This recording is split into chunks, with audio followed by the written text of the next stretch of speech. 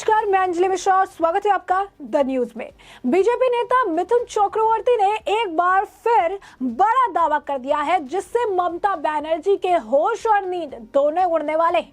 मिथुन चक्रवर्ती ने कहा है कि टीएमसी के 21 से ज्यादा नेता मेरे संपर्क में है और बिना किसी सबूत के मैं ऐसे ही ये दावे नहीं करता हूं। जी हां, बिल्कुल सही सुना आपने। भाजपा नेता मिथुन चक्रवर्ती ने यह बड़ा बयान दिया है। क्या कुछ और कहा है मिथुन चक्रवर्ती ने, विस्तार से जान लेते हैं। बॉलीवुड अभिनेता और पश्चिम बंगाल के फायर ब्रांड भाजपा नेता मिथुन चक्रवर्ती ने एक बार फिर एक बड़ा दावा करके राजनीति हलचल पश्चिम बंगाल में बढ़ा दी है। मिथुन चक्रवर्ती के इस दावे से पश्चिम बंगाल के मुख्यमंत्री और तृणमूल कांग्रेस चीफ ममता बनर्जी की टेंशन और बढ़ गई है। दरअसल मिथुन ने कहा कि तृणमूल कांग्रेस के 21 से ज्यादा नेता उनके संपर्क में है। उन्होंने कहा कि सही समय आने पर और खुलासा वो करेंगे। समाचार एजेंसी से बात करते हुए भाजपा नेता मिथुन चक्रवर्ती ने कहा कि मैं अब भी कह रहा हूं कि टीएमसी के 21 से ज्यादा नेता मेरे संपर्क में है। मैं सबूत के बिना बात नहीं करता और सही समय आने पर और खुलासा करूंगा। मिथुन चक्रवर्ती आगे बोलते हुए कहे कि हम हार से नहीं डरते, लेकिन चाहते हैं कि चुनाव बिना किसी हिंसा के स्वतंत्र रूप से हो। उन्होंने कहा कि 3 सीटों से हम 77 सीट पर पहुंचे और हाँ, हम जीत नहीं पाए, लेकिन हमने बहुत अच्छा प्रदर्शन किया। मिथुन चक्रवर्ती ने बुधवार को टीएमसी पर निशाना साधते हुए कहा कि कुछ भी स्थायी नहीं है। आज नहीं तो कल बंगाल में नेतृत्व परिवर्तन जरूर होगा। उन्होंने बोलते हुए कहा, पीएम नरेंद्र मोदी, बीजेपी अध्यक्ष जेपी नड्डा, केंद्रीय गृह मंत्री अमित शाह और महासचिव बीएल संतोष ने हमें बंगाल में मेहनत करते रहने के लिए कहा है। बंगाल में भ्रष्टाचार के सवाल पर बोलते हुए मिथुन दा ने कहा, केवल आंदोलन ही राज्य में कथित भ्रष्ट स्थिति पर अंकुश लगा सकता है। भाजपा नेता मिथुन दा ने आगे कहा कि त्रिपुरा राज्य ने पहले 5 वर्षों में अविश्वसनीय विकास किया है। उन्होंने कोलकाता इंटरनेशनल फिल्म फेस्टिवल में आमंत्रित नहीं किए जाने पर भी चुटकी ली। उन्होंने कहा, मुझे कोलकाता अंतर्राष्ट्रीय फिल्म महोत्सव में आमंत्रित नहीं किया गया था, लेकिन इससे क्या फर्क पड़ता है। मुझे 7 दिनों में एक के बाद एक अंतर्राष्ट्रीय फिल्म समारोह में सम्मानित अतिथि के रूप में आमंत्रित किया गया था, लेकिन मैं नहीं जा सका क्योंकि मेरे पास तो समय ही नहीं था।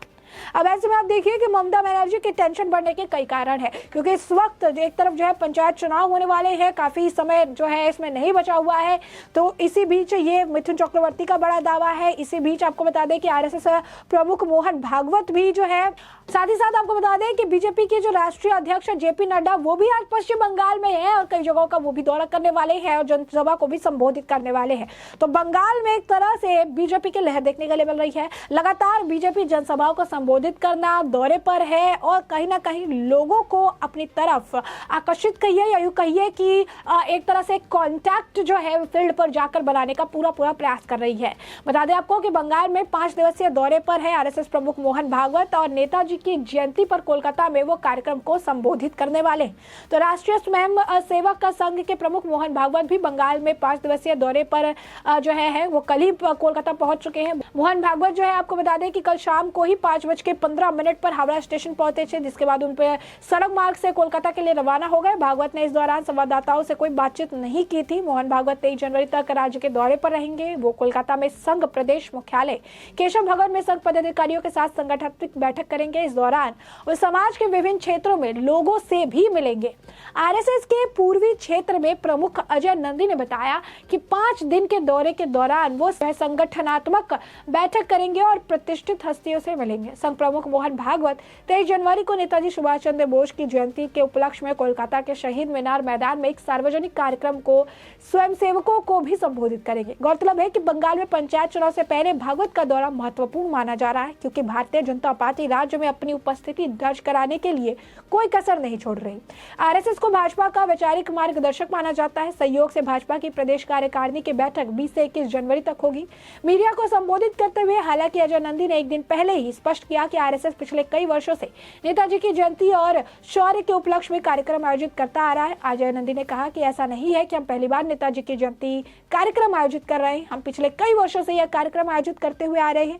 उन्होंने कहा कि नेताजी की जयंती के दौरान जब मोहन भागवत जी शहर में होंगे तो जाहिर है तो वो इसमें भाग जरूर लेंगे। आरएसएस के एक अन्य वरिष्ठ नेता विप्लव रॉय ने के अनुसार संगठन ने पिछले कई वर्षों से राज्य में अपना विस्तार किया है। आरएसएस ने पिछले साल राज्य में अपने 2 संगठनात्मक क्षेत्रों को 3 क्षेत्रों में विभाजित करने का भी फैसला किया। तो अब देखिए किस तरीके से ममता बनर्जी की टेंशन बढ़ने का यह कारण है।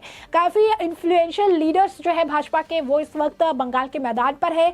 सिर पे पंचायत चुनाव और इसके बाद इस तरीके से भाजपा का एक के बाद एक बंगाल दौरा कहीं ना कहीं ममता बनर्जी की मुश्किलें तो बढ़ाएगा। जिस तरीके से लगातार ये दावे किए जा रहे हैं कि पश्चिम बंगाल को लेकर की सरकार गिर जाएगी, पश्चिम बंगाल को लेकर ये दावे किए जा रहे हैं। मिथुन चक्रवर्ती का फिर बयान है, वो कह रहे हैं कि बिना सबूत के मैं इस तरीके का बयान नहीं देता हूं, लेकिन सही समय का इंतजार है। जब समय सही होगा तो इसकी जानकारी आपको दी जाएगी कि आखिर क्या खेल जो है बंगाल में होने वाला है। उन्होंने ये बात स्पष्ट कर दी है कि 21 विधायक जो है, 21 जो इनके नेता है तृणमूल कांग्रेस के, वो जो है भाजपा के संपर्क में है। तो यूं कहा जा सकता है कि महाराष्ट्र जैसा ही कुछ आलम बंगाल में देखने के लिए मिलेगा कि नहीं, ये आने वाले समय के साथ ही पता चल पाएगा। लेकिन जिस तरीके से ये बड़े दावे किए जा रहे हैं, इससे राजनीतिक गलियारों में चर्चा का जो विषय है ये बन गया है और काफ़ी ज़्यादा सरगर्मी जो है बढ़ गई है। जो लगातार आपको बता दें कि ये इसे लेकर कई तमाम अटकलें लगाई जा रही है और ये भी कहीं ना कहीं आप कह सकते हैं कि अब लिस्ट भी आने लगी है सामने कि अच्छा कौन कौन से ऐसे नेता हो सकते हैं तृणमूल कांग्रेस के बागी नेता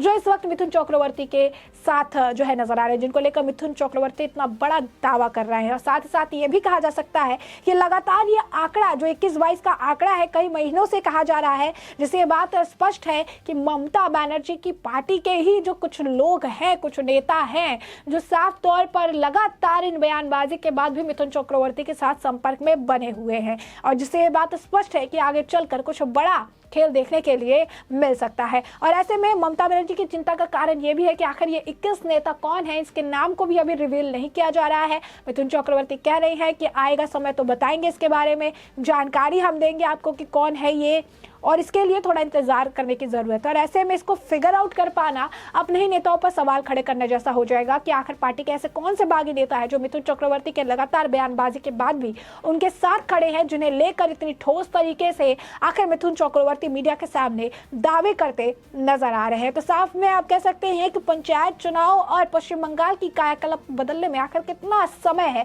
किस तरीके से एक उथल पुथल देखने के लिए मिलेगी, क्योंकि बंगाल में बीजेपी का ग्रोथ रेट काफी ज्यादा देखने के लिए मिला। 3 सीट से सीधा 77 का आंकड़ा जो है पाना एक बड़ी उपलब्धि बताई जा रही है, जहां पर ममता बनर्जी की जड़ें इतनी मजबूत है कि वहां पर किसी भी पार्टी का टिक पाना, कहीं आप कह सकते हैं कंपैरिजन में भी आ जाना जो है एक बहुत बड़ी उपलब्धि मानी जाती है, क्योंकि ममता बनर्जी लगातार वहां पर सरकार जो है अपनी बना रही है। लगातार पश्चिम बंगाल में उनका राज देखने के लिए मिल रहा है, काफी लंबा समय हो गया है उन्हें। और ऐसे में बीजेपी का जो आप कहिए ग्राफ जो बढ़ा सीधा 3 से 77, तो बीजेपी को भी अब वहां से काफी उम्मीदें है। और यही कारण है कि कोई भी मौका हो बीजेपी अपनी उपस्थिति दर्ज कराने से पीछे नहीं हटती है।